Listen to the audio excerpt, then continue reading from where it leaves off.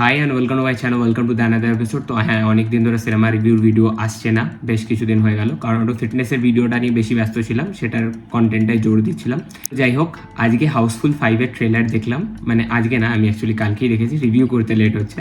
So ট্রেলারটা আমার কেমন লাগলো, কী বৃত্তান্ত, এন্টায়ার বলবো এই ভিডিওটা শেষ অবধি দেখো। হাউসফুল ফ্র্যাঞ্চাইজিটা হচ্ছে একদম একটা স্ল্যাপস্টিক কমেডি ফ্র্যাঞ্চাইজি, যেখানে মানে ব্রেনলেস কমেডি যেই কথাটা বলে ওই কমেডির হচ্ছে এটা। কিন্তু হেরাফেরির সাথে যদি তুলনা করো তাহলে কিন্তু তুমি মানে এই ছবিটা তুমি মজা করতে পারবে না, এবং এই ফ্র্যাঞ্চাইজির কোনো ছবি তোমার ভালো লাগবে না এক্সেপ্ট দ্য ফার্স্ট পার্ট।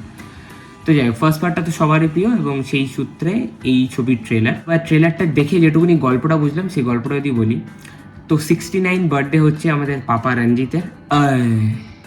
তার জন্মদিন হবে, ল্যাভিশ হবে, সে বিশাল কোটিপতি, তার অনেক টাকা। তো সে তার জন্মদিন অ্যারেঞ্জ করে একটা ক্রুজে, চলন্ত ক্রুজে, সেখানে সবাইকে সে ইনভাইট করে।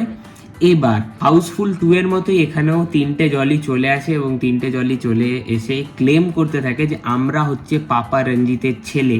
তো এবার এখানে একটা মজার বিষয় হচ্ছে এরকম যে রিতেশ দেশমুখ, অক্ষয় কুমার এবং হচ্ছে অভিষেক বচ্চনের যারা বউ, তারা হচ্ছে একে অপরের আবার গার্লফ্রেন্ড ছিল। মানে এটা কিন্তু একটু অ্যাডাল্ট কমেডির টাচ দিয়েছে। যে গল্পের মেন যে প্লট, সেটা হচ্ছে এখানে এই শিপের মধ্যে মার্ডার হয়ে যায়, সেটা পাপা রঞ্জিতেরই হয়তো মার্ডারটা হয়ে যাবে।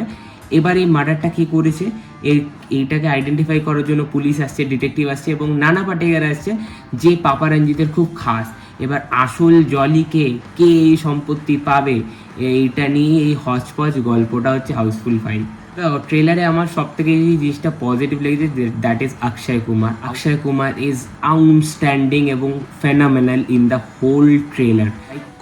কমিক যা করেছে অক্ষয় কুমার, যা এক্সপ্রেশন মুখের দিয়েছে। জ্যাকলিনের সাথে একটা সিন আছে, বেডের মধ্যে থেকে অক্ষয় কুমার ওঠে, একটা পিচকারি নিয়ে এরকম খেলে, তো ওই সিনটা জ্যাকলিন যখন এরকম টাওয়ালটা সরায়, তখন অক্ষয় কুমারের মুখটা তুমি শুধু দেখবে কীরকম ও এক্সপ্রেশন করছে।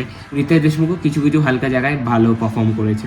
এখানে প্রচুর বড় একটা স্টারকাস্ট যেহেতু আছে, সেই কারণে কে কতটা টাইম পাবে এবং কে কীভাবে ইউটিলাইজ করা হবে সেটা একটা বড় ব্যাপার। বাট অক্ষয় কুমার আনডাউটেবলি সে ভালো কাজ করে বেরিয়ে যাবে, কারণ সে আর রিতেশ দেশমুখ হচ্ছে মেন ক্যারেক্টার, কারণ তারা প্রথম পার্ট থেকে এখনো পর্যন্ত রয়েছে। মানে ট্রেলারটা যেখানে শেষ হয়, সেখানে টাইগার শ্রফের যে ডায়লগটা, যে ছোটি বাচ্চি হো ক্যা, ওইটা জ্যাকি শ্রফকে দিয়ে যখন ডেলিভার করায়, ওই মেটা জিনিসপত্রগুলো আমার ক্ষেত্রে ওয়ার্ক করেছে কিছু না কিছু জায়গাতে।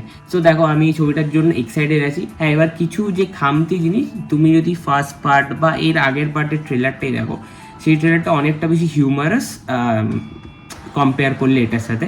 কারণ আগের পার্টে রাজকুমার বালার ক্যারেক্টারটা খুব ইউনিক ছিল, তো এবং ওই যে রিইনকার্নেশন ব্যাপারগুলো, ওটা একটুখানি মানে একটা ভালো খেলছিল একটা কমেডির মধ্যে।